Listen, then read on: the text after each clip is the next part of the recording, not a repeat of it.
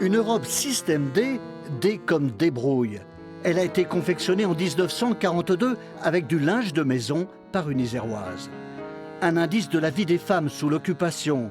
Comment s'habiller, comment se nourrir ou se chauffer à l'heure du rationnement et du marché noir. Le ravitaillement, c'est leur combat quotidien à travers la gestion des tickets de rationnement, les queues devant les magasins. Un nouveau métier se développe, hein, on parle du métier de queutière notamment, qui fait la queue pour les autres femmes. Les épreuves de la pénurie poussent parfois à la révolte contre l'occupant allemand.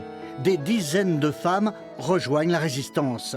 Des figures identifiées comme Marie Renoir ou Marguerite Gonnet. Mais beaucoup d'inconnus aussi, femmes actives ou au foyer, combattantes de l'ombre. Je m'aperçois que les femmes dans la résistance française pendant cette occupation, elles avaient des rôles divers et variés. C'est un peu des anonymes parmi les héros.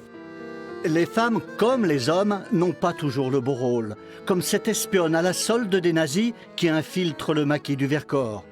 Un collaborateur sur 5 jugé après-guerre est une femme. Mais tant d'autres sont tués pour leur engagement contre la barbarie, pour un monde de justice. On finit l'exposition en posant cette question, la libération a-t-elle libéré les femmes? La réponse est non. C'est-à-dire qu'effectivement, elles obtiennent le droit de vote à partir de 1945. Elles vont voter pour la première fois d'abord aux municipales, puis aux législatives. Mais derrière, il va falloir attendre la fin des années 60 pour commencer à voir quelques avancées. Contraception, avortement, qu'il est long le combat des femmes pour s'émanciper. Et il continue aujourd'hui contre les violences et contre les inégalités avec les hommes.